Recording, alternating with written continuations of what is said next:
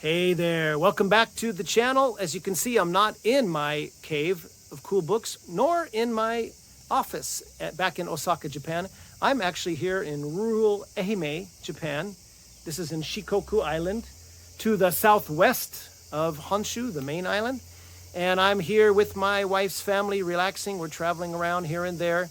And I'm kind of having to do this spontaneously because the fabulous Jules Burt, that great booktuber, YouTuber Jules Burt, very kindly agreed to sit down and talk with me today about collecting and about books and about BookTube, etc. We had a really great chat. He was a very nice fellow and very knowledgeable and experienced guy. Now, probably anyone watching my videos and my channel will have heard of Jules Burt, would already be subscribed to Jules Burt, probably. And if you aren't, what are you doing? Go over there and subscribe right away. Like and subscribe. He's got a wealth of material. I believe over 1,200 videos on his main channel there, plus his ASMR channel.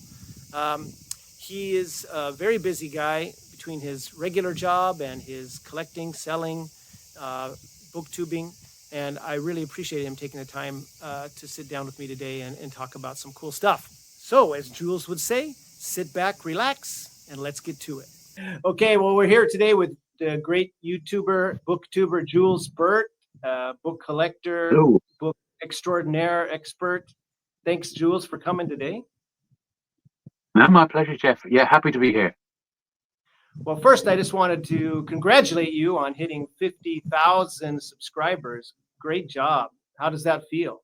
Yeah, well, pretty amazing, really. I mean, I started the channel properly 6 years ago, just over 6 years ago. So it's been a journey, you know, it's not happened overnight, but what I've sort of covered is I've always had books there. I mean, my very first video was Star Trek books, you know, classic Star Trek books, which I love, and I loved collecting. But back then, I look back at that video and I didn't have a microphone and the lighting was terrible, and you know, I was having to film it. My children were teenagers at the time, so I had to make sure the house was quiet. And I looked at where we are now, where I'm in a dedicated studio, and maybe I'm not mic'd up today because it's just you and me, but and how the channel has progressed and has some real highs and lows along the way. You know, I've always said YouTube is very much a roller coaster, and it's constantly changing and evolving. And you know, when I first started YouTube, I studied it almost as like, right, this is something I really want to do well. I'd had success with other social media before, so when Instagram started, which was what, 12 years ago, I think, Instagram, something like that, quite a long time.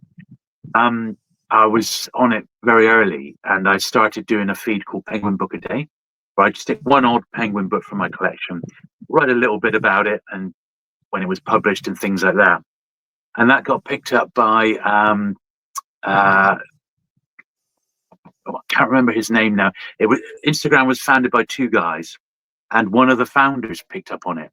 And he messaged me and said, "Oh, really like your concept of a Penguin book a day on Instagram. I've got some Penguin Shakespeare here," and he sent me a photo of them. And I thought, oh, that's amazing. And yeah, they're really nice, you know. And he said, "Oh, by the way, I'm going to stick you on the front page of Instagram." This is literally when it first started, for a couple of weeks, because I think your channel deserves a bit of exposure. And I was getting 1,000 followers on Instagram a day. You could see it going up in real time. I mean, absolutely incredible to watch. I thought, oh, wow, you know, and that just gave me a momentum. And then it happened again a year or two later when they started doing, at the time, I think it was 15-second videos or 30-second videos, pretty short. And you know, I just sort of started to film stuff, then little short videos. But prior to YouTube, I had done acting, I'd done stuff on stage just for fun, just as a hobby, but I'd done some extra work. I did some TV and I did some film appearances as well. As I said, completely for fun, but it did gave me that sort of confidence to speak to a camera comfortably. And that, coupled with, you know, sort of my lifetime of collecting and dealing in this sort of stuff, I thought, well, it's a perfect combination. I'll start sharing my collection with people online, and no one had really sort of done that properly before. Who's this British guy making videos on Star Trek books, or how to collect Doctor Who books, or Penguin books? So I thought, well, how do you tackle something as massive as Penguin? And I thought, well, just break it down into small chunks, so like the first 100 books, and that seemed to go down well. And then I started doing some of the other series, the specials, and the Puffin children's books, and all sorts of things, really. And I thought, blimey heck, I've got loads of stuff. But coupled with that, of course, was my all my Star Wars stuff. So Star Wars was very much going through a high back in 6 years ago, and it's something I've collected all my life. I don't collect it anymore. In fact, I've now sold about half the collection of Star Wars. I've still got a long way to go to get rid of it all. But the toys and the action figures and all the rest of it, I did sell that a couple of years ago now. So that part of the channel was fantastic. It helped me gain a lot of traction with people online, within YouTube. So it was very much a potpourri. I had book content, I had my Star Wars and memorabilia. So I set some other toys and stuff, Simpsons stuff I collected, and other TV and movie stuff, plus also retro gaming. But it was, basically the old classic systems I had as a kid, the old Ataris and arcade games, and the early PlayStation stuff, Nintendo stuff. And I would make videos on how to play those games emulated on your mobile phone. And I did many tutorials, and they were literally step by step how to set it up and get these games onto your mobile phone. And they were also very, very popular. In fact, they were the most popular videos on my channel. There was one video, I remade it 3 times. It was how to play Sony PSP games on your mobile phone. And up until about 2 years ago, what basically happened was Sony themselves, I had all this emulation content on the channel, but the laws with regards to emulation have changed over the years, and the companies that own these rights, like Sony, for example, are much more protective on their property. Understandable, even though it's like 30 years ago, that it still has a monetary value of some sort. And Sony were looking to bring out a new handheld. Yeah. Oh, right. That's right. So, well, yeah. So basically, anyone who had that sort of content on their channels was sent an email from YouTube saying, look, you're going to have to take it down. And I didn't have a copyright strike, but I had like a community guideline strike. So it was like questionable content, even though it had been up for a few years and no one had said a word. And the video, it was the last time I made it, it had 500,000 views on it. So it was incredible. And thousands and thousands of comments. It was #1 in the Google search rankings if you search up how to play PSP games on your mobile phone. And I had to take it down. It was earning me in YouTube ad revenue £40 a month. That one video, that was just 2,000 views per day it was getting. So you can imagine it hurt quite a bit. And I thought, well, I have to make the decision. I'm not on YouTube to make money, but at the same time, having a channel which pays a little bit of AdSense, but it's led to many, many other things. But anyway, slightly off the point. But basically, those were the 3 sort of pillars of my channel. It was the book collecting, the toys, Star Wars predominantly, and the retro gaming. So the retro gaming has gone pretty much completely. My how-to guides, step-by-step guides, they've all been deleted. I thought, well, I don't want to get knocked off YouTube for a channel that I absolutely love, so I'm just not going to do it. So I deleted those. Obviously, I've still got all the toy content up there, all the old stuff. It's a really good record of the stuff that I've had through my hands and my old collection, because it was all filmed and catalogued before I got rid of it, or started to get rid of it. And now it's predominantly books, but I do have die casts. I cover Matchbox toys. I film the toy fairs. I still collect old dinky cars, or models, and Corgi models. I do the Corgi Model Club videos. So there is other stuff. There's comic book content as well. So it is still a variety, and but some not cards, perhaps right? what it used to be. You do some collecting cards, I think, as well, don't you? At times? I do, yeah. So often those are with a friend of mine called Andy, who comes onto the channel about once a month, and he himself has an incredible collection of predominantly bubblegum cards and sweet cigarette cards. He's got football, soccer memorabilia, and we're slowly working our way through his collection. And I've got my old business partner from the 90s, George. I mean, he's 70 now, but he himself has an absolutely amazing collection. And we've slowly been doing his Doctor Who collection. We've done the 60s, we've done the 70s, we've done the 80s and 90s. But his record collection is unbelievable. I mean, his Jerry Anderson stuff. There's so much more to cover, and his comic books. It's just a matter of me either going to their place to film it or then bringing a few boxes around to the studio, and we do it that way. So I've got lots of friends with amazing collections, which I'd love to cover. Plus, I'm obviously still my own stuff to get shot of and to film. But it's been an incredible journey. But where I'm at right now is predominantly books with a little bit of toys and a little bit of other stuff, with like odd books and magazines and things that get sent to me.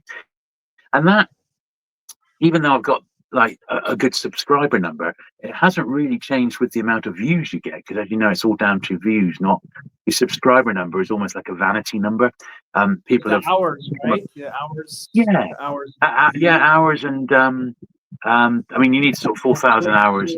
Right. Yeah. Yeah, and it's your views. So if a video's got lots of views, it's earned you money because YouTube pay by the 1,000 views. But I don't know. I mean, as I said, I'm not doing it for the AdSense revenue. Thankfully, I've got a Patreon and I've got YouTube channel memberships, and that's I've got about 100 people now who support me each month, and that really, really does help out.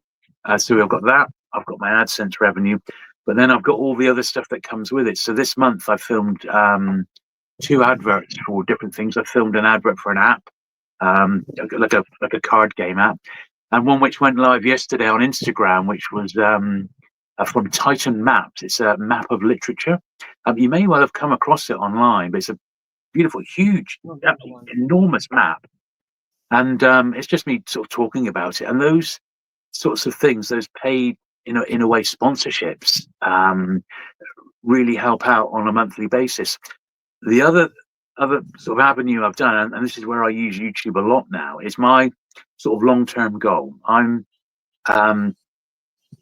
55, I'm 56 this year. So I intend at 60 to give up my regular work, my normal paying job, and then which I do part-time now, and I do YouTube the rest of the time. And I then want to become a full-time paperback dealer, vintage paperbacks, and also YouTubing. So to keep the two things going from 60 upwards, basically. So I'll retire at 60 from my main job. I'll draw my pension, and then I'll have what I've got saved up, plus my pension, plus my YouTube ad revenue, until I draw my state pension at 67. So that's sort of the plan for the next 10 years, basically. So I'm certainly not going anywhere with YouTube. Yeah, I think so. I'd like to start earlier. Yeah, I would like to start earlier. Well, but it's. I think your subscriber numbers. I know you said that doesn't make the money so much, but those have really jumped just in the last year. It seems like.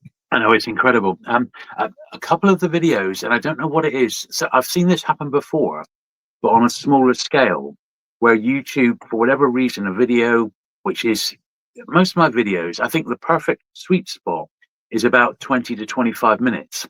So if I'm doing a factual video, like I've done, I've started a new series called How to Become a Better Book Collector, and I've only done 2 parts so far, but they're highly scripted, but packed with a lot of information in a short space of time.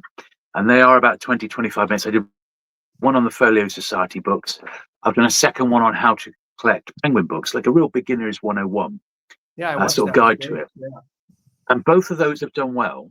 And I think they've helped boost the channel, because I'm giving viewers very specific information that I'm hoping that they can then take a look at it, decide if it's something that they want to pursue. And then I've got lots of follow-up videos on the channel that they can explore a bit more. So I think those videos, sort of gateway videos, do very well. But also a couple of other videos. How-to seem to do really well. Yeah. Yeah, absolutely. Yeah, and there is, within the world of books, there is only so much how-to, but there is quite a bit. And some stuff I feel like I should, because the channel's been going 5 or 6 years, I do feel like I can remake some of my older videos now, because it's a new set of eyes sort of looking at it. the other thing about views was recently was my video of the London Paperback Show, the one in May, and that was over an hour, like an hour and 10, and it was sort of, you know, a documentary in a way. It was me looking through the stalls. There was talking heads of people who I was interviewing, dealer chats and stuff, as well as my own thoughts on it, plus a little unboxing at the end of what I picked up. And that video has done over 40,000 views. I think it's Wow. been my most successful one this year. So And I not the think length then. It's not just, 20, 25 minutes length. that, It's just yeah, maybe the content in that and I, case. and I think the key metric with that one is it's got high retention. So YouTube, Hmm. if you look at the analytics, you can see that people have stayed with it to the end because there's good content right to the very end. And sometimes people watch it because that's very long for YouTube. People watch it in segments. They might go back 2 or 3 times, and that actually helps, I think, the algorithm Does it? to think, oh, this is a good video that we should promote. And although if you look at the subscribers I gained from that video, it's only like 250 subscribers from the one video, they're going off watching other stuff and thinking, right, yeah, I'm going to subscribe. And I think that's what's been happening quite a bit lately, because the other backlist stuff is bubbling along. I don't keep a really sharp eye on it, but some stuff comes in and out of, it suddenly has a The little top. splurge. The most still, now that I've taken off the gaming videos, the most successful video on the channel now is 4 minutes long. And it's when I visited the World Trade Center in 1999 or Ah, 2000. It's the year before 9/11, so 2000. And I've got an hour-long video which I just condensed to the World Trade footage, because that's obviously what people are interested in. And that has like had 250,000 views, that one. And every September it has a spurge. It goes up by about 20, 30,000 because people are searching for it again. And at one point right. it was really high in the Google rankings and YouTube ranking. You just type in 9/11 or World Trade Center, it was up in the top 20 or 30 videos.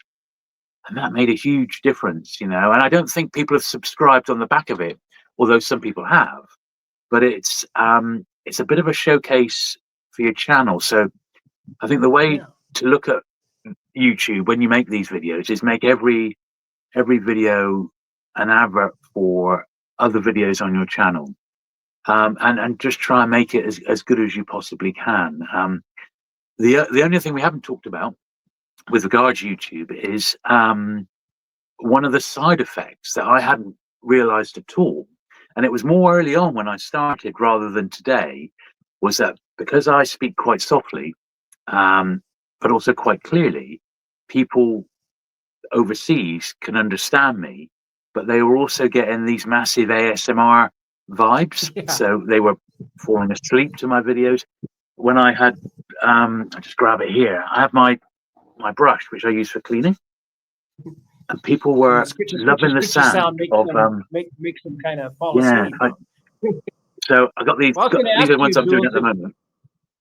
I was just going to ask That you if the ASMR grew out of this existing channel, or did you set it up as a separate channel? Because I know you have a separate ASMR cleaning I channel. do, yeah. Did you So start that what separately, or did it grow out of your existing channel?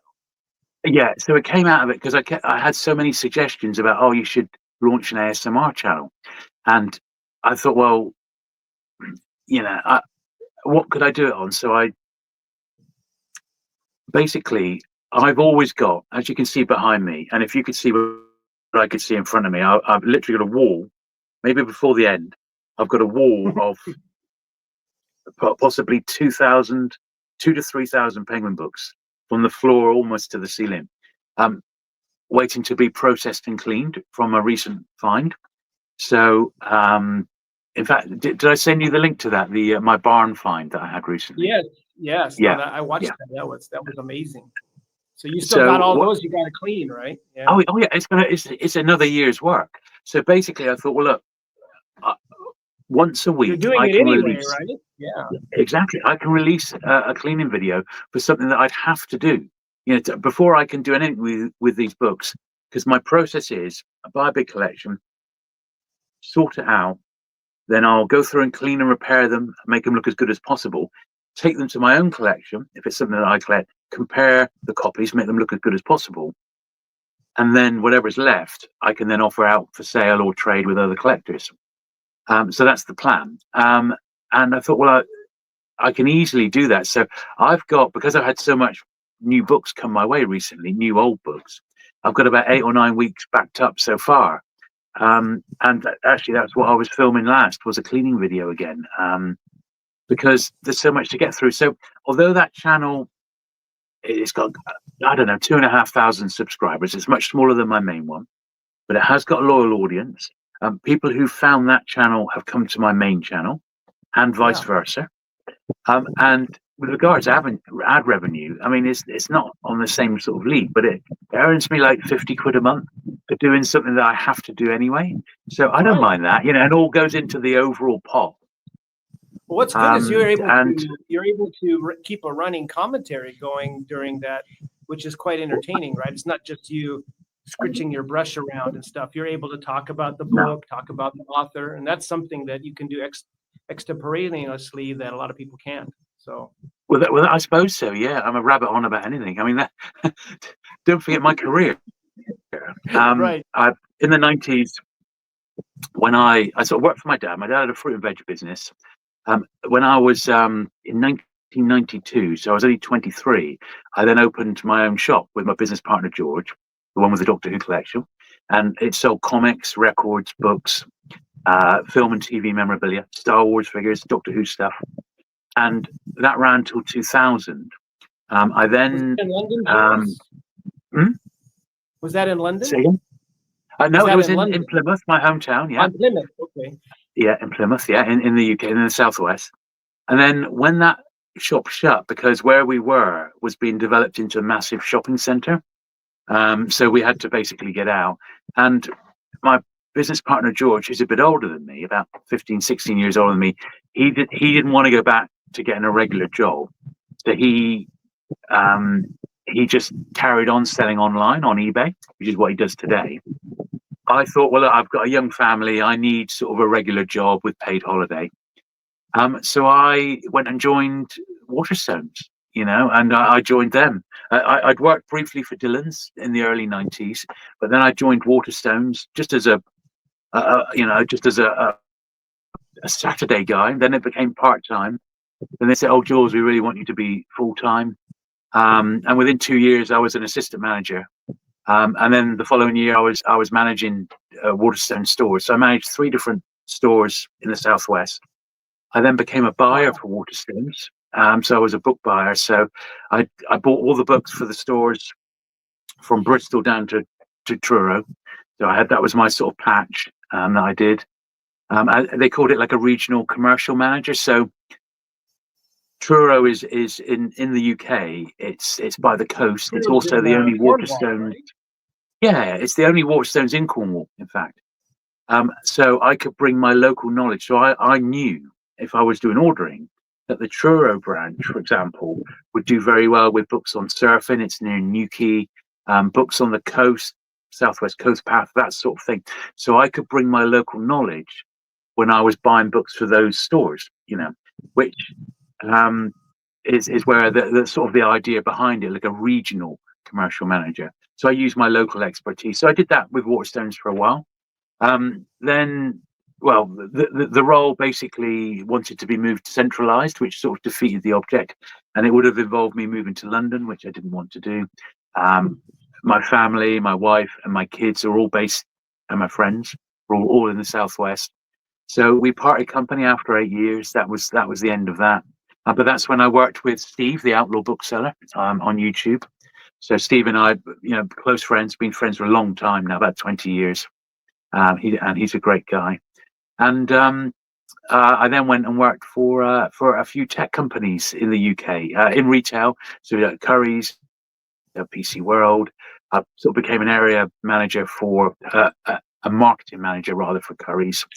Then worked for Carphones, and I now work for EE, so which is one of the telecom companies in the UK on the broadband side. So and they're owned by BT. So that's what I'm going to be doing for the next sort of 4 years or so until this is all, until I can do book selling properly full time. Well, I wanted to ask you, Jules, that from your years, I guess that you're dealing mostly with new books for Waterstones. But did you establish some contacts that are useful for you for the book selling? Yeah, I mean, back then, when I was doing when I was working for Waterstones, you'd be sent countless things, but I'd built up since the 90s because I sold new books in my shop. So from the early 90s, I got to know all the local reps. Many of them sadly have gone now. I mean, I still know Douglas, the Penguin rep, and they all took early retirement because in the UK and probably worldwide, the days of a rep going into a shop, speaking to a bookseller and subbing the books, for their list are long, long gone, and all buying is centralized.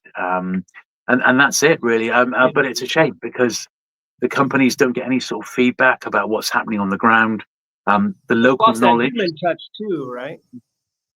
Say again? It's lost that human touch too, kind of, right? Absolutely. Yeah, absolutely. And unfortunately, a lot of the booksellers who had all that knowledge, sometimes from decades, they thought, well, if I can't even curate my own books in the bookshop that I'm managing, what's the point of being here? And a lot of them just decided, that's it, I'm off. And they went. And to be honest, I don't blame them. And I was astonished at how many people left. And now, it's a shadow of its former self, but it is the only high street shop chain standing. There's lots of great independents, and I support them as much as I can when I'm buying new books, and it's just the way of the world, isn't it? And the same people behind that happen in the US. Yeah. Similar things happen it's there. the same people. There's a lot of It's but the same management team are doing it to borders, But I was going to ask you, when you went to the States, did you check out any particular specialty shops like Mystery Bookstore, I think Otto Penzler's store, or anything? I went in that one. That? Yeah, I went in that one. I went in the Strand. I went in all the main chain shops, and I bought stuff. I went in the Strand's rare book room, which was upstairs, and I picked up some Penguin paperbacks. I remember seeing some good stuff up there. I regret they had a copy of Luke Reinhardt's The Dice Man, in first print hardback. And it was only like $60, and I regret getting that one. It's one of those books, once read, never forgotten. Do you know about that one, The Dice Man? I don't know. Yeah, it's one worth looking at, but basically, every decision in his life is made by the roll of a dice. So it's got 6 possible outcomes, and that's how this guy rules his life. But he does really major decisions based on it. So it didn't pick that book up. No, and it was one which I think has got a bit of a cult status. It's not. I got to think it's not one I've even thought about for a long time. But I remember seeing the first print of it in the Strand for like $60. I think I should have. On reflection, I should have bought that. But we all have. You only you only regret the books you didn't buy, not the ones you did. Yeah, that's what you got to remember when you're shopping, right? Well, I wanted to ask you, Jules. I'm just kind of curious because you know a lot about British books, of course, and publishers, and I'm sure you know a lot about the U.S. editions. What do you think? What are some of the differences between U.S. publishers and U.K. publishers that you might have noticed? Well, with regards to collecting, or well, with her collecting or collectability, I guess, or just the make, the design, the feel in your hand. I mean, I noticed British books, they open really well. Like the Penguins, you can open them fully. I'm assuming the pans are like that too, and that's something that doesn't quite happen with an American binding. And I'm just curious your thoughts on the general differences between the two.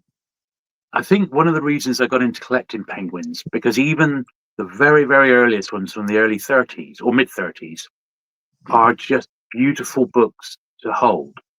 They've got nice wide margins. The type is clear, and that is something that continued pretty much throughout their existence. That's not the case for all British publishers. There's a few like New English Library. Not the case for today. I mean, it's not the case, sir. no, all recycled paper, and they a lot to be desired. But back in the day, it was a question of pride. And don't forget, those early Penguins were based on the Albatross books, which were also incredibly lavish productions. So Alan Lane wanted a high quality publication, and he was a hardback publisher. So people were already scorning the paperback and saying, look, I don't think these are that good. And it's just a cheap throwaway disposable item. And he wanted to make them more than that. He wanted to make people to save them. That's why they're numbered. One of the reasons, I think he wanted people to build a library, and he wanted to be a popular educator, which came with the Pelicans, of course. So I think those early books started a trend, and I think a lot of the early publishers are pretty good quality. It wasn't really until wartime, when paper rationing massively hit in the UK, and books were printed on razor thin paper, and the margins went very small, and the typeset got very small, the font. That was to be expected. But after the war, things came back and were good. Now, if you compare that to the American market, kind of started later, didn't they? In America, it seemed like the paperback it did, revolution didn't really kick in until like the 50s, really. I mean, that's when it really kicked in. But I mean, obviously, Penguin went out there. Penguin and Pocket started like late 30s in the USA, and Penguin initially exported books to the States, but that was far too treacherous with the U-boats and stuff during the Second World War. So they got Ian and Betty Ballantyne to run Penguin USA. So this is from Ballantyne Books. They were looking after the American wing for Alan Lane back in Britain. And they started publishing books locally, and that was basically the start of it. Smaller format, so they're not, it's difficult. In the UK, we had Corgi books, which are the shorter format, but they're not as tall, but they're the same width, pretty much. And so it does feel slightly different reading, say, a vintage American book to a vintage British. Did you have any of the stumpy ones, the Ace really short pocket books? Yeah, absolutely. Yeah, that's like the shorter ones. So all the early Penguins were like that. They were all like that until they eventually went to regular A format, sort of at the end of the 40s into the 1950s, into the standard size. But those early, like pre-1950s, and there were publishers that carried on, like you say, Ace Books, Dell Books, all of them were that shorter American size. I do find them slightly weird to read. I'm just not used to reading a book that size. I love an A format. Nowadays, of course, everything's gone B format, hasn't it? It's like, what's going on there? That's the trade paperback size, what we call trade paperback? Yeah, it's just the next sort of step up, basically. And then you've got C format, which is bigger again, which is basically hardback size, but in a paperback. And that's my least preferred format. I really don't like that. If I'm going to have a book that size, I might as well just have the hardback, to be honest. But clear, as I get older, books which have got really beautiful, clear type and are easy to read and are pleasant on the eye, I appreciate that. In your hand, right? Yeah, I really do appreciate that a lot as I'm getting older. On one of your videos that I watched, you looked at the Patrick O'Brian complete set in the box set. I'm a big fan. I love Patrick O'Brian. I haven't read them all, but because my initial plan was to read one a year because there's so few of them. There's only 20 and a half, isn't there? And I got up to number 8 by reading one a year. But I'm so keen now. I've gone back and I've done the first 2 in almost a fortnight, and just love them so much. So I'm just going to do the whole lot now. I can't wait any longer. So how are you reading those, Jules? I've got, it's a combination. So I've got the books unedited on audiobook. So I've got from really ancient editions on MP3. So I've got those, but I've started picking up. I've got a set of paperbacks, which were the uniform ones that came out about 20 years ago. My dad, who's in hospital at the moment, he's been working his way through them because he's a big naval fan. And he got me into Hornblower as well, which another great naval series that C.S. Forrester's. So he's working his way through them. But I've also been picking up the beautiful Folio Society editions.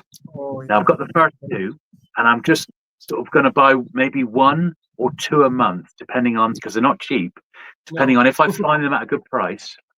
And I'm going to build, because there is 20, but they are just magnificent. And those volumes, they've got illustrations in, and some of them, in the second book, he gets Jack Aubrey dressed up as a bear, and they're walking, they're in disguise, right? And I always thought that was really quite far-fetched. However, in the Folio Society book, they actually have an illustration where that actually happened, and people were, a guy was leading a bloke in a bear suit on a chain, and he was poking him and whacking him as if it was a real bear. So I thought, well, maybe this is maybe they were more credulous back in the day. I don't know. Yeah. Without the Yeah. first 7 books, that was the only bit that I thought was a little bit far-fetched, but now I'm not so sure. But those Folio Society editions are truly beautiful, and well, But if they're anything like this HarperCollins edition I have, or the Norton yeah, version in the States, they're beautiful, but they're not as fun and enjoyable to read as just the that regular paperbacks. yeah, it's weird, isn't it? When they re-released the paperbacks with the new jackets, and they're all uniform with the beautiful painted jackets, HarperCollins did them with the numbered sequence on the back. I absolutely love those. I mean, I love them a lot. And I was in the book trade, so I could get everything 50% off. So I picked Oh, up the whole lot, and that's the set yeah. I've got now, which my dad's working his way through. So they're my go on holiday reading copies. But when I'm set up in bed, I always try and read an hour before I go to sleep if I can. That's my target, 1 hour of I reading. was going to ask you about that. Yeah, Yeah, at interesting. least an hour a day. And in the summer at the moment, I have had a little bit of a chance to read in the garden, um, Oh, which is brilliant, and it's just so relaxing, and it helps with your mental health. You can just lose yourself, yeah. and it's a very much an underrated hobby, and I think more people should do it. You know, Yeah, and it's I'm really all sad, for. especially in the U.S. Yeah, The numbers. I think they recommend they mentioned something like less than 1 million people read more than one book a year. I don't know I how they know. arrived at that figure, but it's scary. Yeah, it's funny. I asked. There was a workmate, so I work in a team of people, and there's 14 of us, and um, I'm not the oldest on my team. I'm like the second oldest, but predominantly it's people in their 20s and 30s, okay, who are on The my team. generation. And I've chatted to them. They all know I live and breathe books. And I was just speaking casually to one member of my team, and I said, you know, um, what do you like to read? He said, oh, I don't really read much. I said, have you got any books? He said, yeah, I think I've got 3. I said, what, in your entire house? He said, yeah. I said, mate, I got Wow. 3 in the bathroom. I mean, I got 3 in my I bag couldn't. right now. Yeah, I couldn't Yeah, believe it. In the yeah, house, just 3. I mean, that is shocking. He says, "Well, I read on my phone," and I yeah. suppose, but it's not the same. You're not getting that tactile experience of turning a page. And the And smell of books and the uh, feeling of them and everything. Yeah. when I Well, was I think that's one of the unpacking, things that yeah, people love about BookTube, Jules, is mm, even at a smaller scale, like where I'm at, is just connecting with other people who read regularly. oh, And absolutely, yeah. yeah, When just I the bought those community books back, aspect. yeah, oh yeah, for sure. When I bought those books back from the barn find, and of course they've been in a barn for 20 years, I Wow. unpacked them. I unpacked them. I know, incredible. I unpacked them here in the studio. The book smell was intoxicating. It's like incredible. Well, I thought And they, the I have to empty say, the boxes. person who stacked those, face to Yeah. face was, I guess, that was kind of a smart way to stack them, I think. Yeah, They he did seem to think about it. maintain their Um, integrity. Yeah. yeah, absolutely. He gave it some thought. And where he lives, that barn got flooded. But thankfully, the barn itself had a mezzanine level. So Uh, everything, there was nothing on the floor. Everything was raised on this mezzanine level. And the water came in, it's about a foot of it, right up to the house. Because basically where the chap lives is almost like on a massive island. And that sort of flooded in a couple of years ago. But none of the books got wet. But what I have noticed is that some of the boxes of books have got foxed on the spines, on the page edges. So sort of like on this bit, you could see just some like sort little of, spots. yeah, it's not too bad, but some of the boxes are worse than others, and I think it's possibly how their proximity to where the water was, maybe. It hasn't spoilt them, but they've got a particular smell.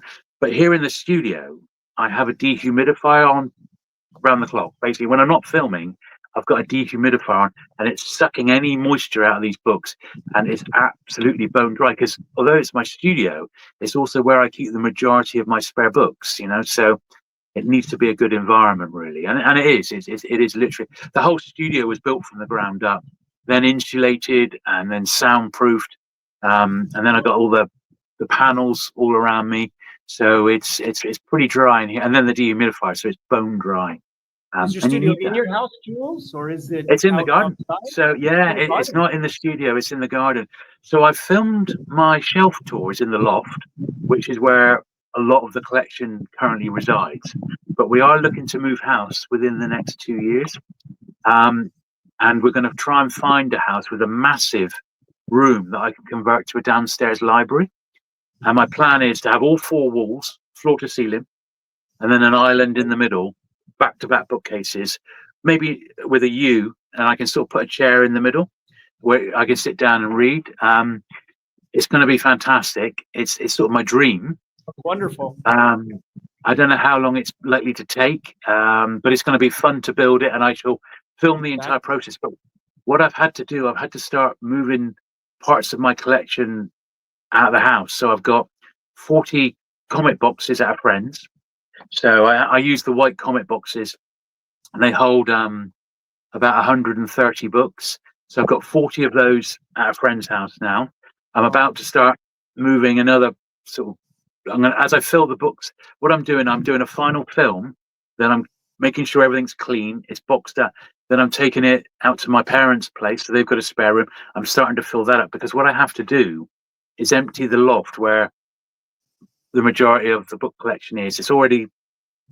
I've started it because I'm emptying it of all the toys, and they're all going, which is making loads more room. But it's the weight up there. I don't put anything up there. So any books that I buy are in the normal 2 layers of my house. But bulk stuff like my Pelican collection, which is like 600 Pelican books that have all been filmed, they've all been cleaned.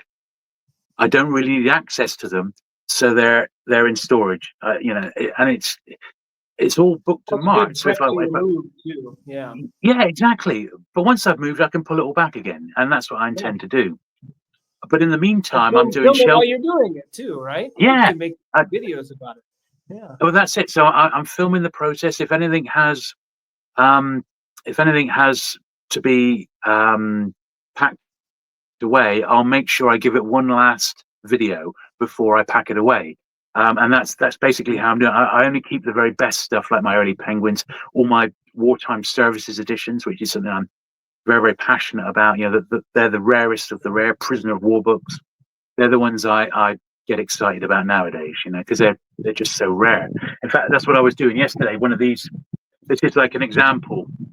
This is Dennis Wheatley, who you must have heard of course. Devil Rides Out. I have a couple of the British editions of his. This is published by Hutchinson, and it says Services Edition, so it's published for the forces. On the back, it's got the Central Services Book Department, and these would have just been issued in very, very small numbers, probably no more than 25,000, if that. And all told, across all publishers, there's about 600 services books. Often they come with really interesting stamps, like that one there, Royal Navy War Libraries. I mean, it's a real relic. They must be scarce on the ground, Jules. Oh, incredibly rare. And that's one of the attractions to me. They are incredibly rare, but they hold so much history. I've got Penguins in my collection that have come from German prisoner of war camps that have, you can imagine how rare those are. They've got stamps in Olfag Luft 7 and things like this. Wow. Sometimes they've got lists of the servicemen. POWs, right? Yeah, absolutely incredible. Sometimes I've been able to look them up to see who that person was, I mean, that, or like on some of these, there's like ship's libraries when I can see what happened to that ship. And I found, oh, blimey, that ship got sunk in 1944. But here's a book that survived that. Things like that. You just can't believe. Someone snagged that book and put it in their pocket as they abandoned ship or something. Yeah. Exactly. That's it. I mean, if only they could talk, and that really gets my heart racing with collecting old books, those wartime ones, because they're so scarce to begin with. And, I've been lucky enough to have quite a lot come my way in the last sort of 12 months, more than ever before in my life. And it's been amazing. Barn Hall is added to your collection, I hope. Well, it has. There was only one of those wartime ones. It was a Forces Book Club title. And it was one I didn't have, so I was over the moon with that. And there was 2 like regular services editions. There was no prisoner of war that I found. So, from that point of view, not so much. But last year I finished the first 1,000 penguins. I got Right. in first printing, and that had taken 39 years. Ironically, that last one I needed, I've since come across 2 more copies, one of which was in a collection I got about a month ago, which was 1,000 penguin crime books. And it was basically 2 collections I picked up recently. One was 1,000 penguin crime. You can see a lot of them behind me still to be sorted out, the green spines. And that had every penguin crime book from number 5 in 1935 right the way through to number 3,000 in 1970, with very few missing. Before the ISBNs. ISBN, right? Yeah. Yeah, that's right. Wow. So that was one collection. And then the collection from a couple of weeks ago was 4,000 books. That was the barn find. And that video, by the time this goes out, that'll probably be online. It goes live on Sunday, the one that you've seen. Did you go back to get a third pickup? Hopefully, I said this has to be the last trip, but this will be the third and final trip. I had to have this little break because I went up Wednesday, then I went up Friday. That was a couple of weeks ago, and I'm going to have another couple of weeks before I go to get the last bit. But that gives me a little bit of breathing room. I've emptied all the boxes, and those big boxes have gone to my daughter who's moving house. So she's got nice smelly book boxes in her house, and she says you can smell the books in them. So I said, even though they're empty, and it's given me a chance. I gotta say, you got a very supportive family, Jules, which is great. Your family seems to be very supportive. Your son sometimes comes along and helps you on these pickups. Yeah, I think that's great. He has done, yeah. And in all honesty, when I first met my wife, which was over 20 years ago, when she first came back to my flat at the time and spent the night, she spent the night. I had an Empire Strikes Back pillowcase. I think that was the first giveaway. You know what I mean? And it didn't phase her at all. She knew what she was getting into. She knew exactly, and obviously books literally everywhere. I mean, literally in my bedroom, it's all 4 walls. And behind us, on top of the bed, there was the headboard. Then it was books above us. So yeah, she had a pretty good idea what she was getting herself into. But it doesn't matter. Well, I think there's something about off passion. You're passionate about it, and the passion's got to be kind of the part of the attraction, I'm sure. Right? Absolutely. I mean, she does read, and my son has picked up my love of Star Wars. He doesn't collect it, but he does love it. He's actually got a part as an extra. So remember, I mentioned I used to do some acting work, and I did do some good things like Agatha Christie. I did a Doctor Who. I was in a couple of movies and stuff, which were filmed my way. Who were you in, Jules? I was in one, Rise of the Cybermen, with David Tennant. All right. It's a 2-parter. And do you remember the scene when the Cybermen come back? There's a big party and they gate crash through the windows. They smash all the windows and then they start killing people at the party. Well, that was my one. Yeah, so I was the photographer at the party. So you see me going around taking photos and that of people. Yeah, you can clearly see it's me. I'm in it quite a bit, like 15 minutes. I'm in it. And then I eventually get killed by a Cyberman. So I get shake the person. That looks good on the TV, Jules, being killed by a Cyberman. It was pretty amazing. And my death was used at the start of the next one because it was a 2-parter. It was used in the reprise of the next one, which is absolutely incredible. So that was fantastic. And which Sam, Sam, your son. Sam, my son, he's done a part as an extra in the new Mandalorian movie that they filmed in Newquay. So he's in that. So, wow. Yeah. So he's in that one, which is pretty cool, isn't it? Is that filmed at Shepperton or Pinewood or something? Yeah. Well, it's on location around the world, and it's filmed on Newquay Beach, which is in Cornwall, near where I live. Within like 50 miles, and it's doubling for another planet somewhere. And he won't give me any more details than that because he's signed a non-disclosure agreement. Sure. Yeah, even to me, his own dad, But I'm pleased to see that he's doing it. Disney's strict on that for sure. Well, that's cool. Oh, you mentioned an Agatha Christie adaptation. Which one of those were you in? So it was with Geraldine McEwan. It was the BBC adaptations, and it was Towards Zero. Where they commandeered a book that wasn't a Miss Marple for a Miss Marple, right? Exactly. That's exactly right. Yeah, and cast-wise, it had Julian Sands, who I remember very vividly at the you know. Sad about Um, his passing. Yeah. yeah, stuff in his face. I remember that. Tom Baker was in it. Alan Davies. Yeah, Tom You know, Baker a was few. the guy that got murdered, right? The old elderly guy that knew too That's right. much. So yeah, and massive fan of Tom Baker. I met him many times throughout my life. When I was at school, we interviewed him for a Doctor Who fanzine. I He'll first met him, I seldom think, when I was about disappoint. yeah, I met him when I was about 10, and he was in the role. Then I met him and Larger than life. interviewed him. Oh yeah, a great guy. I met him. He came into my shop in the '90s when he wrote his autobiography. I met him a couple of times since then, and He's just still a alive and fantastic kicking. guy. It's so great to see. He still wanders around Yeah, and says hi to fans once in a while in his early 90s there, whatever he is. Yeah. amazing guy, like William Shatner. Yeah, two Yeah. amazing icons who are still with us. And I've been lucky enough to met both of them. And just superb. Great. But I never got to work with Tom on the Miss Marple. He wasn't in any of my scenes. They were all in a house. Oh, that's too So bad. what used to happen, probably still does, is when the acting agencies employ extras, they tend to get you when you're on location because the location rate pays more. If you're in a studio, it doesn't pay so much because it's like Oh, interesting. I didn't know an that. enclosed environment sort of thing. But on location, you're paid more to be on location. And Miss Marple was very good because it was on location. It was a period piece, so I had to go for a costume fitting.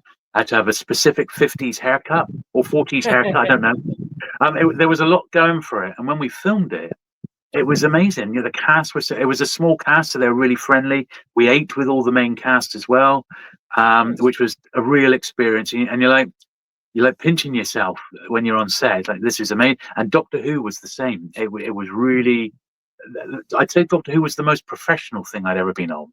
It was quite regimented because there was a lot going on, the special effects, and Right. for my death scene, I had to work with a stunt person. It showed me how to. It was a woman, and I just Know sort how of to fall back fall. onto some crash mats and stuff. Yeah, I mean, it was really good. And and and Did you get between paid as takes, a stunt person, or did you join the stunt persons union? I know I, you guys are I, big unions over there. I did, but at the time I was in equity because I was doing quite a bit of it. But between takes, that episode was directed by Graham Harper, who Right. I had Classic met. Who director. Yeah. Yeah. So I've met years ago. I used to go to the Doctor. I was such a big Doctor Who fan. I used to go to the convention in the 80s. And between takes, I said, "You're not going to remember this, but back in, I think it was 86 or 87, I met you as a young guy in Kensington in London at a Doctor Who convention, and we gave you this little statue of Sheriff Jack."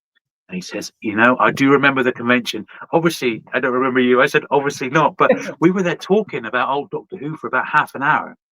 And the rest That's of the my cast, favorite, Jules. I'm not a big fan of the new Doctor Who, I have to say. well, yeah. I think it's I like cool the, you appeared in it. I've seen that one. I've yeah, seen most of them, but yeah. If you go back and that's Graham rewatch it, Harper. Nice. you'll see me quite a bit. It is pretty good. I got to I'll look for just him. yeah. I said, look for the photographer. I got some brilliant photos from the set. I mean, really amazing. So it was something which I look back. I mean, it's almost 20 years ago I did that, if you can believe it. But it was Yeah, it was it's pretty true. good. I think it's celebrating its 20th anniversary this year, isn't it? The Yeah, new version. I mean, Yeah. amazing. I remember when the classic series in '83 celebrated its 20th birthday. Well, I met shortly thereafter. I met Peter Davison at an American convention in Portland, Oregon, and I also met Colin Baker shortly after he was fired, sadly too. But Yeah. I never got a chance to meet Pertwee or Baker. Sadly, Baker's still around. Or Trout while he Yeah. was still. But He doesn't really do yeah, shows anymore. Yeah. no, Well, no, I think he's done with that. Yeah. yeah. I went to the '83 convention in Longleat, Wow. and I Well, met that was long, that. right? Yeah. Yeah, and I loved it. And that was the first time I met Patrick Troughton. I met John Pertwee. I remember in one room there was signing. There was John Pertwee, Anthony Ainley, the Master, John Leeson, Wow. Elizabeth Sladen, Sarah Jane Smith, all in Right. a line. Yeah. I mean, I was just like, Well, I just know there's some amazing. Longleat Yeah. convention footage on the Peter Davison season 2, they call it season 2 in Yeah. America, season 20. And Yeah. I haven't watched that Longleat convention. I know there's a couple hours of it, I believe, as an extra on there. I wonder if you Is pop there up that in one of much? the footage. Oh, yeah. I didn't I think realize there there's was that 90 much on minutes there. or more, yeah. Plus a convention interviews with a lot of the actors and such. Yeah. Yeah, I mean, yeah, I mean, at the time, it was the year of the Five Doctors in '83, and Right. a lot of the sets, because they just finished filming, a lot of the sets were on display at the exhibition, at the convention, and John Pertwee started talking about the Five Doctors, and he had JNT next to him, the producer, and he was started sort of scowling at him. He said, "Well, look, if you don't want me talking about it, well, we got all the sets next door, sort of thing." Like, I remember that quite vividly. But he was so flamboyant, they were just magic times. They really were. I still have a lifelong love of. Yeah, absolutely. Yeah, absolutely. But all those things give you confidence when you come to YouTube, and you can bring that along with you, and you can talk about it. Well, some of what helped me a little bit, I'm not super confident on it, but during the lockdown, there wasn't a huge lockdown the same way here in Japan, but they stopped students from coming to the university where I teach, and so I recorded probably 300 videos for instructional videos, and I got used to staring at a camera, and that helped me a lot, because it is really weird at first, but once you get used to it, yeah. I was going to ask you, you gave some advice already in your earlier start, but what's your advice to newbie booktubers? What kinds of sage advice would you impart as a veteran of the field there? I would say consistency.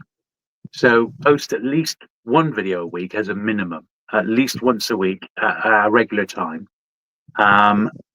If you can go up to 2, at some points I did 3. If you include the other channel, I've done 4 a week. But that's a tough regime to stick to. And nowadays, most recently, I've dropped to 2 a week, simply because I'm just so busy with everything else, Right. And I'm sort of at a level. Substantial too, Jules. So it's not like They you're can just be, yeah. shooting one out. You're taking a lot of time over your videos. I think like the ones those ones we referred to, how to become a better book collector.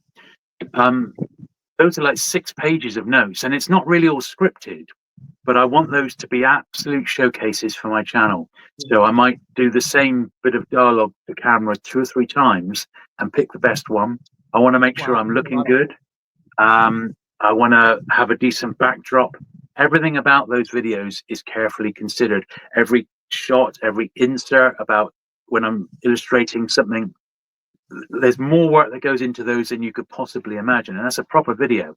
Now, theoretically, I could possibly do one of those a week and do nothing else, and I have thought about doing that, in all honesty. But the way I do it quite at the moment, with all the other stuff that's coming in, like the toy stuff, having friends on the channel with their collections, reviewing a few books and magazines, that sort of thing, I think I've got a good enough balance at the moment to keep me busy. That's a nice balance, yeah. But I would say consistency is key. Do at least 1 video a week. I would say try and learn the YouTube algorithm, but it's forever changing. So you just it's hard to chase that, isn't it? Yeah. Yeah, you can't really do it. Just make the best possible videos you can, with the best sort of sound and lighting that you can, so the production quality is there. If the sound's no good, people drop off very, very quickly. So that is a mic soon. Yeah. I mean, we're not mic'd today because we're just talking on our phone, but I wouldn't dream of making a normal video with bad sound. And if I've caught bad sound, I've gone back and remade the video, because it's that much of it's so important, really. Right. But I figured when I started out that I would, my phone audio is okay. One thing I've noticed, if I do one where I'm facing down on the table, if I turn towards the mic, it goes up and down a little bit. I need to work on equalizing. But I'm going to get a Bluetooth mic real soon. So I figured if I started, no one's going to be watching anyway. In fact, as many viewers as I've had has been surprising to me. So. Well, the set I've got is called Hollyland. Here they are, and they're Bluetooth.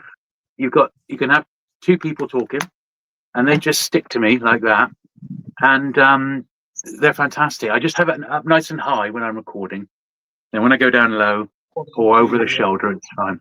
But also, if I'm talking to people, it's so good nowadays. It's so good. You can get a cheap lapel one for like 15 quid, that'll slot into your phone.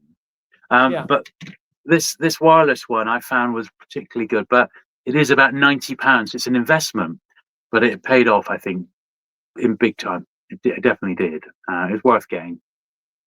Yeah. So good sound, regular posting schedule, consistency, one at least Yeah, video a week, I and think that's try to probably. make do the best job you can, right? Yeah. I think that's it in a nutshell. I reply to virtually every comment that I get, unless it's one of the Yeah. very rare, like nasty comments, and they are very few and far between. Most people just they come along and chill out. I don't swear on the channel. I've got a very it's a chill place to be, and that's what I want it to be. I'm not like a shock jock, or I'm not looking for reactions, and I don't really make a lot of clickbaity videos. Some stuff I genuinely want to do, like my top 10 this or top 10 of that, Yeah. but I don't make a lot of that, which is a way to get views. I just record what I'm passionate about, because that passion will come out in your videos. It Well, just there seems to does. be, I know a lot of the people who talk about starting a YouTube channel and how to be big on YouTube or whatever, they talk about authenticity and how that's really wanted in this day and age. And YouTube seems to Yeah, be liking that as well, rather than the big hullabaloo over AI created yeah, videos, and that's been happening recently. Well, I think yeah, well, not only do you comment on every reply on every comment, but you go out of your way. You replied to or left comments in several of my videos and other people's videos, which is something that you're quite a busy guy. You don't really need to do, and that just shows well, your kind and helpful nature that you do that sort of thing, and that's really oh, appreciated by me, absolutely. And and I'm sure others. I forget which video it was of yours that came across my way, Jeff, that first, got me to start watching your videos. And I got to admit, I haven't watched them all. I've got more of yours That's to go back okay. and watch. Too Um, much. It's and too yeah, much to that's watch. and people have said that to me, that I was putting too much content out. They can't keep it. Even my most loyal Patreon supporters can't watch it all, because their time is limited. So that's why I've Well, I eased think off a your little bit. variety, you have that variety. So if Mm. someone is not interested in toy collecting per se, the people who like it can watch it, and those that are busy, they can wait to catch your next book video or whatever. And I think that giving that variety is good. Yeah, you can't expect everyone to watch everything. Yeah. No, no, although Yeah. some people do. So Yeah. whatever I No, seem to good, put good out, on them. I try. I can't catch everything, but I try. They're my No, favorite booktubers like yourself. I try to watch as much as I can, but I can't watch it all. There's just not enough hours in the day when you're working, especially. But that's right. well, Yeah. I think you very kindly shared my Ellery Queen, I think it was. Oh yeah, yeah. Oh yeah, because you had a few Ellery Queen crime books off me, didn't you? Yeah, I did. Yeah, And you then you gave showed you them in a gave me a video, and good deal I on said, "Oh, it's that. nice to see them." Um, Yeah. of course, I've got your list of all those beautiful Cerise travel books. Now, as of right now, I've got one book for you. However, it's only because with I bought the big crime collection, then I bought the Barn Find. So obviously, there wasn't many Cerise travel books in the crime collection. There was one or two, but in the main Barn Find, virtually all of them are there. Virtually all of them. Now I've got your list in front of me, and I Oh, you found. take your time, please, Jules. That's You're all so right, yeah. busy with those books. Well, I found one book because in the Barn Find, I've only cleaned the first 100 books, and Wow. I've Out of integrated them into 4,000. my.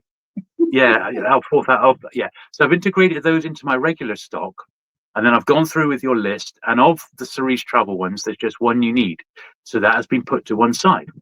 And since it's you, I shall be doing you an incredibly good deal. Oh, that's very However, kind what of I you. have got in the Barn Find, the chap was more than happy to have reprints.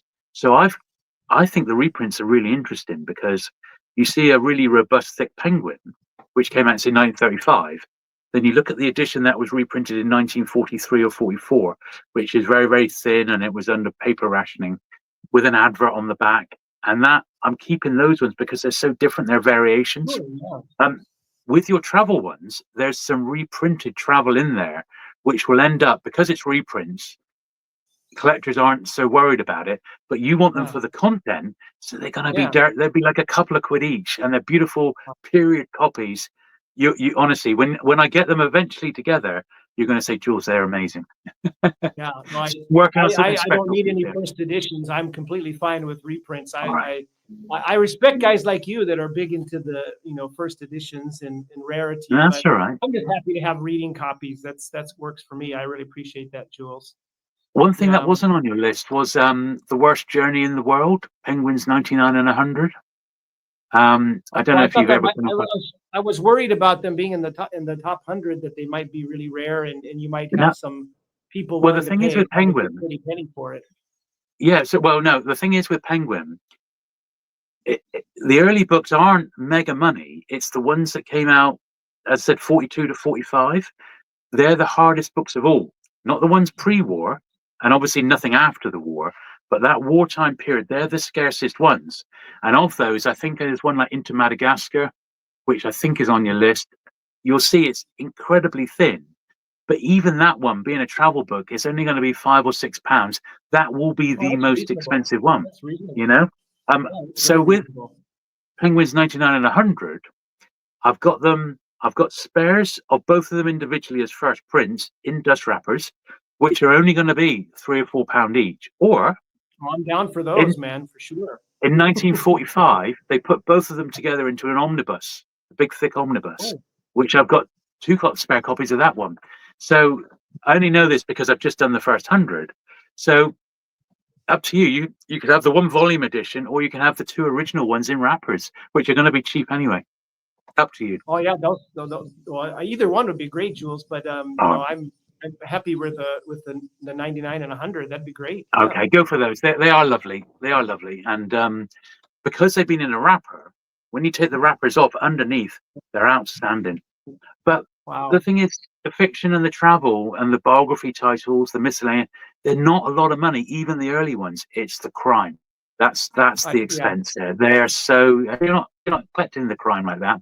Although, obviously, if there's any other crime titles like Morellery Queen, I am flooded with it. The crime, but they're like you say, they're hotly contested. I know you were on the what is the I forgot her name. Dang it! I listened to the podcast. Oh, the She Done It podcast. She Done It. That's it. She Done It. You were on talking Crampton, about the Green Penguin Club that she's doing. You were on that, but you should be, but you were on one of her ones about penguins, crime in general, I think, wasn't it? Yeah, what it was the week before the Green Penguin Club launched. So she got me on to talk about Green Penguins, basically. And ironically, from that crime collection, Caroline herself has had about 8 books. She had a pile of penguins, a pile of Collins crime books, like these beautiful ones here from the 1940s, 30s, in fact, these. Absolutely, very much like penguins. These are just beautiful, but not cheap. They're like £20-30 a book. So she had some of those. Plus, I've got just behind me here, I've got some of the Penguin crime collection were too low grade to sell. So I've been offering them out to my patron and channel members, and anybody who buys any books from me, I said, look, these books are free. You just have to pay the postage. And I've got maybe 100 classic crime books there. So what I would say to you, Jeff, is just email me the authors that you're interested in. I'll pull all the low grade copies, and they're literally free. So if you just want them to read, they're yours. You just have to cover the postage. Nice. So that's and I've already said genre is crime. Yeah. Oh, brilliant. Yeah. I mean, you wouldn't. There's some great stuff there, and it's not all awful. There's no real dogs in there, but they're not collectible copies. They're just great reading copies and or reprints, which people aren't so fussed about. So just let me know your authors, and I'll send you some pictures. Those, That's very nice. Thank you. Well, I wanted to say, when you were on She Done It, Carolyn Crampton, she makes a great podcast, but I kept going, more Jules. You're not giving Jules enough airtime. What's that about? You were barely in it. It's her show. She did. There is a longer version of it, which I'll email you. Right? Yeah, I'll email you the full one because it goes on a lot longer than half hour. The thing is, the show is distributed through the regular podcast feeds, but also it's on BBC Sounds. I mean, it also has advertising in, and I think she has to keep it to a set length for advertising reasons. But that's why it's about 26 minutes or something. Yeah. Yeah. There is a lot longer version, which I'll send you the MP3 because I've got it, and you can Thank have you. because it's much more in depth and a better overall. I tell some good stories in it that didn't make the cut, sadly, you know. So there you go. She's really got an interesting podcast, and I Mm. was glad she had you on. But I was like, why is Jules so scarce on the ground there? That's not Yeah, I cool. But don't I know. guess Maybe she'll have me it's back. nice I to don't know know. I that think I she did all right. recorded more with you. Yeah, Yeah. that's cool. Well, I don't want to keep you, Jules. I'm having a great conversation, but if you have to go, you just tell me, okay? Well, But well, yeah. Well, look, let's do another 10 minutes, and then we'll knock. It's my okay. boy's birthday. He's probably still in bed because it's Oh, only 9:10 in the morning here, and he's a student, so he's loving summer. He's got 6 weeks off, although he has got a job as great. well, so I'll give him that. But it's his Well, birthday happy today. He's birthday. 19. Oh, Happy thanks. birthday, I'll tell Sam. Sam. 19 is a good age to be. And Yeah, I'm cool. sorry to hear that your father was poorly. Is he doing all Yeah, right? he had a fall. It's been a month now. He's still in hospital. I'm off to see him again today with Mum. But he's on the mend. He's up and about. Oh, He's good. actually walking now. He's got a Zimmer Oh, good. frame because he's 88. So he's not young anymore. But he's in good spirits, and it is what it is, I suppose. When you're that Well, it's age, very good that he's recovering from recovering something at takes that a long time. age. Yeah, Yeah, that's yeah. because some people He's don't. So I'm really really tough. glad to hear Yeah, so that. fingers crossed. It's the Another week, and he might greengrocer be able to come stock, home. The Yeah, greengrocer stock. They're tough. that's it. I mean, I remember as a kid getting up on those early mornings, like 4 o'clock, 5 o'clock in the morning to go to the wholesalers. So I've always been an early riser, but you can get so much done in the morning. I love Yeah. it. And as I've got older, I need less sleep. And I'm Yeah, I've noticed feeling, that, Jules. I'd like more, but I can't get it. I don't want to. Like, I can't keep awake after. I mean, I can't keep sleeping really, until after 6 or something. It's too many yeah, years I'm waking the up same. early. But the last just over 2 months, I've been desperately trying to lose some weight, and I'm on quite because I've always been quite active. So I've been swimming twice a week for over a year, but I wasn't really seeing any weight loss. So I've changed my diet. I'm doing even more exercise, and today was weigh-in day this morning, and I've now lost just over a stone and a half. So I'm delighted with that. A stone That is what, about 15, 16 pounds, something like that. that's right. Yeah, yeah. So that's So a lot, Jules. That's great. yeah, Wow, it is. Yeah, congratulations. people have noticed it. They said I'm a little bit thinner in the face. Well, I've just said I've just got more energy. So obviously, I've been moving a lot of boxes around lately, but I've got more energy to do stuff, and I just feel better for it. So I'm really enjoying this sort of current health kick that I'm on. I'm feeling the benefit so much better than I ever thought I would, which is great. What I've seen that works for people well, and it's worked for me well in the past, is a high protein, low carb diet that That's really it. sheds That's pretty much down. it. Yeah, Yeah, I am trying to do that. I basically it's I've hard, but it works well. it is hard. So I've massively reduced on my cheese because I love cheese. I've hardly had any That's good. chocolate at all, and I've cut out like crisps or bag of snacks. They're the That's three a big things. start right there. Yeah, those are the Eating, three best yeah, things in the world, Jules. yeah, absolutely, yeah. I'm eating healthier and I'm eating much smaller portions, and it's making a massive difference. So I'm feeling it so massively at the moment. I'm loving it. It's really good. Well, I'm at the same age point. I'm a little older than you. I'm 57 going on 58, and I'm starting to, I'm not carrying too much extra. I'm probably 20 pounds overweight, but I'd like to slim down. And, you start Yeah, to think about your health more and yeah, energy level. I've noticed really in the last couple of years, my energy is not what it used to be. I'm pretty active. I walk probably when I'm working, I walk about 20,000 steps a day and such. So, yeah. um, That's but good. Yeah.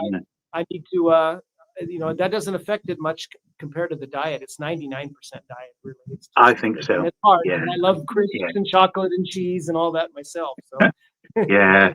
Well, it's just self-control, and I'm just loving it. And I'm so busy when I'm not at yeah, work. so much I go to to do. work to have a rest because outside of work, I'm insanely busy. But I'm just loving it at the moment. The channel's doing fantastically well. I've had some great books come my way. I get to chat to people like yourself and have a great time. My home life is good. My balance is good. I'm collecting great books. It's just I'm in a good spot at the moment. I'm really enjoying it. You know. Well, that's great. I'm really pleased to hear that. I had a couple of questions before you go, Jules. One of the things Yeah, was sure, yeah. I did the math in my head, and it seems like you collected your first penguin when you were maybe 14 or 15. Is that right? Is that when you Right, kind of got yeah. the penguins? No, absolutely right. I saw them before that. So when I was at school, my school library had they had a small science fiction section, which I love. They had most of the John Wyndhams, including Triffids, and they had the Quatermass books, and they had some P.G. Wodehouse, and they were all penguins. And uh, Day of the Triffids was on TV, the John Deteen 1980 BBC Yeah, I love that. adaptation. I have that on DVD. That's great. Oh, it's my favorite one. And then I went and read the book at school. I thought, oh, this is mind blown, like that. And I then read all the John Wyndhams, every single one I could get my hand on. Of course, they're all in Penguin. And then I realized that they had this numbering system. And when I was out and about, even back then, I started picking up the authors that I liked, Penguin. And I was also at the same time picking up the Pam books, predominantly because I'd had my dad's a James Bond collection, which were all in Pan, and my mum's Agatha Christie's. And I started curating my own library, even when I was at school. I didn't really start collecting penguins seriously until about 91, 92, when I thought I'm going to just try and get them all. And I didn't really even join the Collectors Society until about 94. But, even that's over 30 years ago now. But since then, I've never really looked back. And I always have this rule that I try and get the main series, everything pre-ISBN. So everything 1970 down, I would try, which is a lot of books, thousands of books. Yeah, I mean, it's But unmanageable if you included the post yeah, ISBN, I think. So, yeah. well, although I know, a few people who do that, but um, and it worked. It was absolutely fine, But that was the origin. So I did start when I was at school, and it just massively expanded. I just kept adding to it. But I really, really honed down in my early 20s and started thinking, yeah, I just love this. And that was the time to find stuff. I don't think you may have seen it in one or two of my videos, but I've got a big penguin plastic sign. It says, "Why does that bookcase behind me?" And it's a 60s one that plugs in and it's got a fluorescent strip in it. And you turn it on and it's a lighted bookshop selling with penguin books. And I mean, that was the sort of stuff I bought back then. Amazing. And I got some very rare books. I had some good finds, I had some decent crime hits. And that was the basis for me to sort of really get into it. So you are right. It's been a lifetime's collecting, but something that's been very satisfying. I never knew it would end up like this.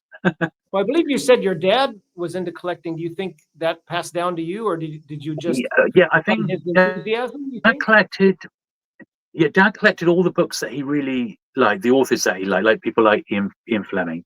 But he didn't have much beyond the books and his Frank Sinatra records. That was probably the extent of his collection, which I inherited.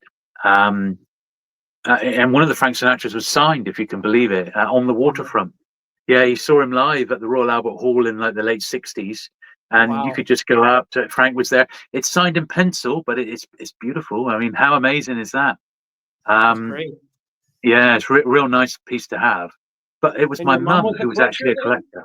Yeah, so my granddad was, and then that passed to my mum, which passed to me. So I'm very much of the opinion that it's hereditary. My granddad, throughout his life, he collected old Toby jugs, the figural mugs, Toby jugs, and stamps. And in the late 1970s, when he passed away, I was allowed to go. I was, I must say mid 70s because I was only young. I was about 5 or 6. We were allowed to choose, myself and my sister, a couple of bits from the collection before it was sold on, and it went to Sotheby's. And even back then, the Toby jugs and the stamp collection made £100,000 then. In today's money, that would have been over $1 million, if you could believe it. Wow. So my gran and my mum's brother, my uncle, emigrated to New Zealand and they started life over there. He was a dairy farmer. So that's what he did over there, ex-merchant navy. He's still around. And I've still got my bits that I inherited, a couple of nice bits. It's not a Toby jug, it's like a Charles II statue or something quite nice, carefully wrapped up in bubble wrap. But he was the collector. And then my mum, she was in She collected the Agatha Christie, so I had all of those, Penguin and Pan. She collected Folio Society books, so I've inherited all of those. She had a record collection, which is fantastic, all the rock and pop, so Elvis, Cliff, Billy Fury, the early 50s bands, the Everly Brothers, Wow. a little bit of Beatles, that sort of thing. So I've got all of those in my loft, which is fantastic. So I collected, and she always did collect that sort of stuff. So I got the bug from her. As I said, it hasn't passed to Sam. He knows it's there, but he's Or your not. daughter, right? No, my daughter. No, they don't collect. None of them collect anything. It's Maybe almost like grandkids, Jules. Maybe grandkids. maybe, yeah. I think I'm going to be quite a popular granddad because in my library we were talking about. Right. About halfway down, I intend to build, going around the outskirts of the library, a train set. Now, I have given this a lot of thought. Okay, that's terrible, I know, but Oh, it's great. it's the very smallest gauge is called N gauge, and there's a company in Japan called Kato. They're a Japanese train company, and they make the best N gauge trains in the world. They've got some amazing shops in Japan, by the way. I'd love to go. Yeah, anytime you want me to source something for you, let me know. I could probably find Well, it. I might, yeah, I might. And I'm going to have it going all the way around the outskirts of my library. I can get three tracks in on that, and I'm going to theme it so that each part of the track will be by decade. So like books and sort of advertising, like the 20s, the 30s, the 40s, throughout history, going around the library. That's how I sort of envisage it, and I think it's going to be really good. I'm going to love it, Yeah, and your We'll see. grandkids will too, for sure. That sounds great. Yeah, I Well, think they're going Thomas to the enjoy Tank that part. Engine and other trains are really huge here. There's big hobby shops all over the place, all through Really. Osaka, and I'm sure even more in Tokyo. My son played with Thomas when he was young. Yeah, he loved it. Oh, before you, I know you had mentioned when you talked to Richard Rempel there from Vintage SF, you talked about, your first kind of adult science fiction books were The Day of the Triffids by Wyndham and the Nigel Neal Quatermass 2. And you mentioned the Doctor Who Target books. Were there any other children's books or young adult books that you were into before you made that move? I know you collect a lot of the Puffins. Were you a Puffin reader? Or did you read Enid Blyton I or read anything like that? Yeah, I did read stuff in Puffin, but Puffin didn't tend to publish series. They mainly published standalone books. They had books by, say, Roald Dahl. So I read all the Roald Dahls growing up. The other series I read alongside the Doctor Who books was the Alfred Hitchcock and the Three Investigators. Right. Which are quite rare these days in the States, I think, or rare enough. They're really sought after. Yeah, the editions I had were published by Armada in paperback in the UK, and I had some very specific covers. I have gone back and got all the ones I ever had as a kid, up to number 21, 22. Really good books, The Three Investigators, and I played The Three Investigators with my mates when we were growing up with my buddies. Jupiter Jones. Jupiter Jones, yeah, Pete Henshaw. I mean, it was great. And that was good. Yeah, I really enjoyed that series. What else did I read? It was tie-in stuff. I read movie and TV tie-ins like you wouldn't believe. Right. So, there was the Star Wars and the Star Wars spin-offs. Sprint of the Mind's Eye, the Alien books. I remember reading Tron. The Alan Dean Foster ones, right? Yeah. All the Star Trek books. Was reading those. Any TV, I was reading, even back then, I was reading like books on the Sweeney, the TV show, The Professionals, because this is pre-home video. And, we only had 3 channels growing up. So this was a way to relive, because I love TV so much, TV shows. It's a way to relive the adventures, I'm amazed at how many British shows are made in the 70s, Jules. All the British shows made in the 70s. I keep discovering new ones, new to me. I don't know the sheer volume of good quality material that was put out for British TV on especially your 2 terrestrial channels was amazing to me. Absolutely. It was huge. Yeah. It has changed quite a bit now over the years, and it's more, we have a lot more info. As far as I'm concerned. Yeah. But but the Alfred Hitchcock books, they were fantastic. I loved those, and also moving TV times, just endless ones of those. I would even now I don't really read them because they're not always of great literary quality. But for me, I just loved reading sort of beyond the film or beyond the series. And I think you have and some it's of the just Man great. from Uncle books, right? Do you have some of the Man from Uncle books? There are quite a few of Yeah, those made, I think. yeah, I've got all the British ones, and I've got 2/3 of the American ones. I haven't got. There was more published in America, although we had two Girl from Uncle books that weren't published in America. They're British exclusives. Right. But yeah, and I read those, Not a because series. I didn't mind Man from Uncle; they were okay. But I do remember as a kid reading a lot of Star Trek. Obviously, all the Doctor Who I could get my hands on again and again and again. Do you still They have were a the main collection of things. Target books? Do you still have Yeah, Target I books do. too? Yeah. In fact, I'm and an ahhing, but I think my next How to Be a Better Book Collector will be on collecting Doctor Who Target books. So I that think you'd may have a be the big next audience one. for that.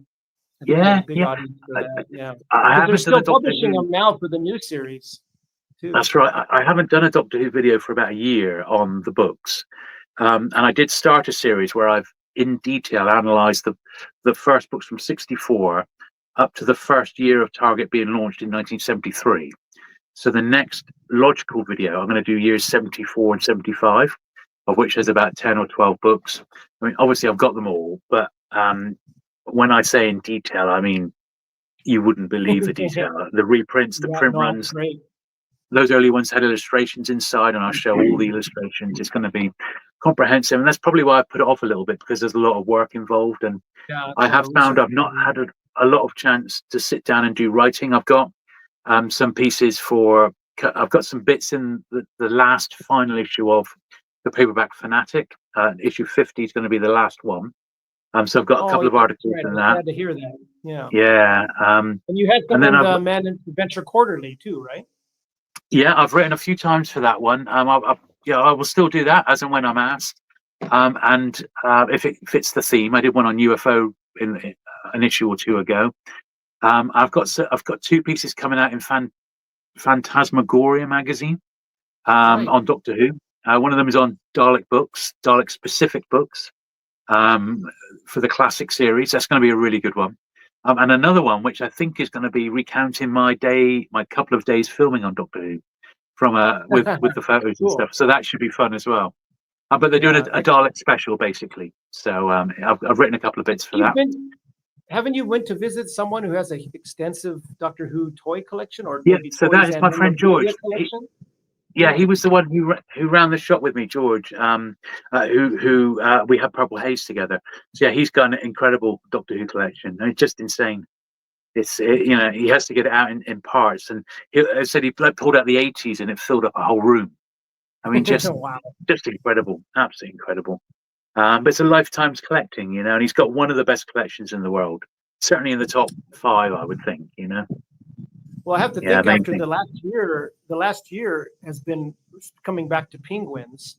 If I Mm. believe in the last 12 months, you've come across these three big collections, right? You had the huge one that was passed down from you talked to the man's son, I believe, that you went and Oh, that's right. Yeah. So all of those. amazingly, that was about a year ago, and And you've had basically these it two was. recent ones, right? Yeah. Yeah, it was that collection was it was by science fiction author Matt Hill, and it was his granddad's collection. And the granddad's still around. He lived in France, and they brought the Right. collection over from France. I mean, it wasn't just penguins; it was all sorts, including a run of Ian Fleming first editions. Matt's granddad worked with Ian Fleming in GCHQ during the war, and they Wow. remained friends. And he had some signed Flemings in there. Can you imagine? Oh, So incredible books. The penguin, compared to the penguins, which are a few thousand quid, the Flemings are worth, I think, probably tens of thousands. I think they're going to go to auction. But they were from him. So that collection itself took many. I've only just finished processing it. Literally just finished it. Then at Christmas, I had a part of the Eric Gadd collection, which is what this sort of stuff is. It's all these books from he was specialized in books of the 1930s and 40s. And I had a carload of that, which this is the very last of that to be sorted out. Then I and had you had the a month Tom ago the Adams you crime were working collection. with, right? Yeah. Oh yeah, I had the crime collection, then the 4,000 books. And then this year, yes, I've been working with Georgie Adams, the widow of Tom Adams, the cover artist. So we sold Tom's books basically. I sold them on her behalf to a much wider audience, of course. We haven't sold them all, but we sold over half of them. So she's over Did the you get moon any with for that. yourself? I hope you got some for yourself. Yeah. Oh yeah. I got 6 signed I'm ones, sure she and took care of you. I got six unsigned ones. I paid going rate, less my commission. Oh, So wow. yeah, I was happy to pay it, and have those books for my own run. It's fantastic. When are you ever going to get another chance? He didn't sign very many. I mean, he really didn't. So quite incredible. But I have still got some left. I ought to re-advertise it, but I've been so busy. But there's a Right. big talk next month at Tor Abbey showing all the Agatha Christie book jackets, and I should be attending that, and I'll take the books along with me. So I that should bet be you'll sell brilliant. several right there, probably. I wouldn't be Yeah. Oh surprised. yeah. Absolutely. It's going to be a dedicated audience, and the chap who runs the Agatha Christie collecting website, David, Right. is going to You've be had there him giving on. a I think talk. you talked to him. Right. Yeah. It's going to be fantastic. Really looking forward. I'm going to hopefully film a bit of it. I shall definitely film the exhibition with the book jackets, because that's going to be really special. Well, it's been quite a year for you, Jules, not only reaching this It has. 50,000 milestone, but all these collections coming in your hands. I mean, I bet, 14, 15-year-old Jules or 25-year-old Jules or even 35, 40-year-old Jules would never have imagined coming into this size of collections, I'm No, sure. it has been fantastic, and I'm really grateful. It's been an excellent year, and I'm having a blast, mate. Yeah. Well, thanks so much for coming on, Jules. I really appreciate Mate, it. And anytime. I'll be happy to come on again. We'll do it again in a few months or something like that. Maybe even get a couple other people on. I don't mind. It's great. that, well, one of these days I'm going to try a live stream, but I haven't worked up the courage yet Yeah. for that. I know it has a little extra technical issues involved there, but It does, but I mean, yeah, what certainly. we've done today would have been an easy live stream if we wanted to. The only added thing was we could have had a screen on the side to watch if people were asking us questions. But let's be honest, we've not been short of stuff to talk about. So No, not at all. And I haven't even touched all my questions either. So that would be great to save have them you for on next again. time. Yeah, save that Thanks for so much, next time. Jules. Really appreciate it. Take care. Not at all. And I shall try and do my best to get people to come along and watch this from my channel as well. So Well, that's very kind of you. Thank you so much. You've been really no kind worries, to me mate. all along. I really appreciate it. Thank you. No Cheers. worries. Right. Well, I'll be in touch, and I have some lovely penguins for you. Thank you very much, Jules. Well, have a great time with your son for his birthday, and great luck with the rest of your working through those collections. And I'll be watching what you come up with keenly. Thank you so much. You got it. No, my pleasure, right. mate. You have a good day. Cheers. You too. Bye, Take mate. care. Thanks, Jules. Bye. Bye.